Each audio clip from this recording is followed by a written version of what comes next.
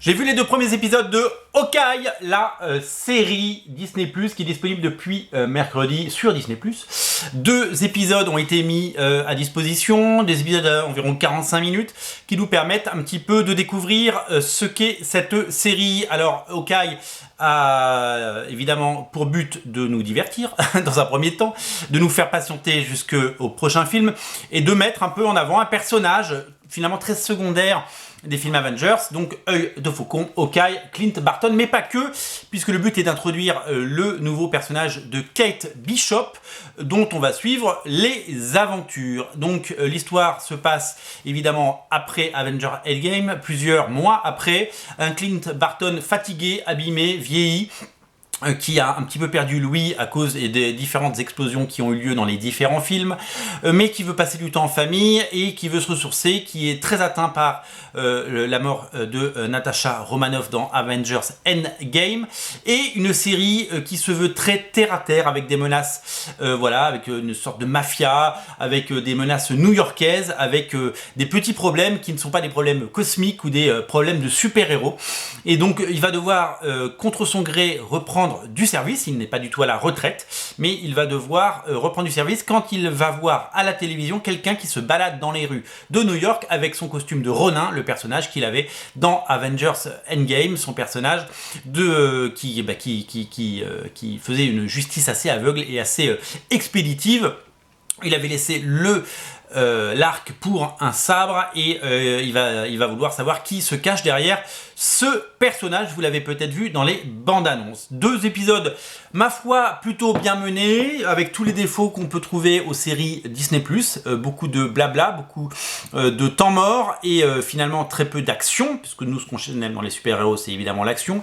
C'est bien d'avoir le côté humain des personnages, c'est bien d'avoir évidemment de creuser un petit peu. On se demande pourquoi ces séries coûtent si cher, à part payer les acteurs, le casting, mais ça se laisse regarder, voilà. Moi, j'ai toujours considéré que les séries Disney+ étaient là pour nous faire patienter au maximum avant d'avoir un nouveau film au cinéma. Évidemment qu'il y a eu aussi des films de transition au cinéma cette année, Black Widow qui devait sortir l'année dernière, Shang-Chi, Les Éternals, ce ne sont pas des gros succès au box-office à cause du Covid. Nous sommes plus dans l'ère pré-Covid où les films rapportaient des milliards. C'est compliqué aujourd'hui d'aller chercher les 400 millions dans le monde, on le sait, donc on ne peut pas comparer le succès de ces films. Est-ce qu'il y a une lassitude du public, ou est-ce que le monde a changé à cause du Covid et que dans certains pays les salles sont fermées? Vous le savez, eh bien c'est le Covid qui a parlé, donc on ne peut pas comparer, on ne comparera pas les succès. En revanche, on voit que ce sont des films de transition, des films en attendant, et que le film Spider-Man, dont le forecast est annoncé à plus de 300 millions aux États-Unis, ce qui n'est pas arrivé depuis très longtemps, eh bien, on pense qu'il va se passer quelque chose avec la sortie, sauf s'il y a un nouveau variant, et que on est tous reconfinés, et que les cinémas referment, et on espère que ça n'aura pas lieu. Voilà.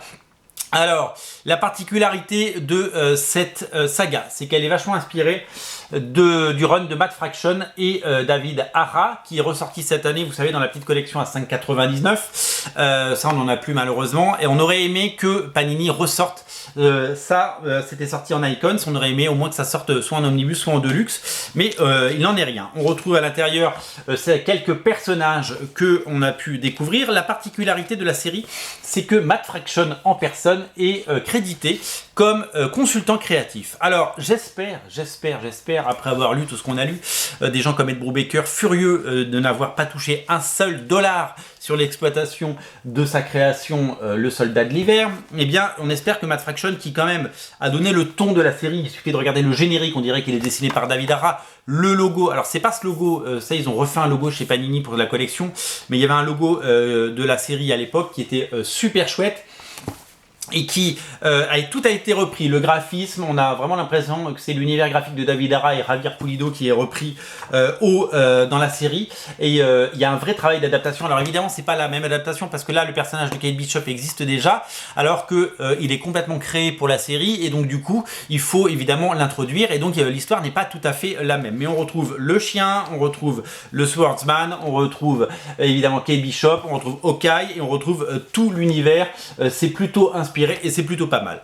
L'autre chose que je dois vous dire, c'est que j'avais très peur après les bandes annonces parce qu'ils en faisaient un petit peu un programme de Noël et j'avais peur que ce soit un peu trop Christmas et en fait pas du tout, c'était juste les bandes annonces qui étaient faites comme ça. La série est plutôt pas mal, voilà. C'est un peu une série, si vous voulez, dans la continuité de ce qu'on a pu voir sur Daredevil, le Punisher, les Defenders, Jessica Jones.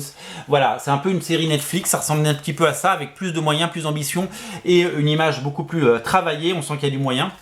Mais voilà, 2 bons épisodes, je sais pas combien il y en aura, une 6 je crois, ça va aller jusqu'à Noël. Le 3e arrive mercredi, en tout cas c'est un bon sujet. Il y a plein de choses à découvrir sur Hawkeye en comics. Ils ont sorti un Marvelverse à 6,99 €, vous savez, ils ont sorti pas mal de choses. On regrette encore une fois que ce bouquin ne soit pas disponible, que la belle édition soit en Icons, mais bon, le papier était pas terrible, soit en Deluxe. Si ça ressort en Deluxe, je me le prends. Je l'avais en Icons, je l'ai revendu parce que j'aimais pas le papier, hein, je peux vous le dire. Je l'ai pas gardé parce que ça m'a horripilé, mais on aurait aimé que ce soit disponible. Donc si vous le trouvez, ça je sais qu'il y en a dans les Fnac, prenez-le, ça coûte 6 balles et vous ne pouvez pas vous rater. En revanche, je vous invite à vraiment aller du côté de Hawkeye. Il y a des séries très sympas qui n'ont rien à voir avec la série, mais notamment je pense au Old Man Hawkeye. Je vais vous mettre le lien dans le descriptif de la vidéo.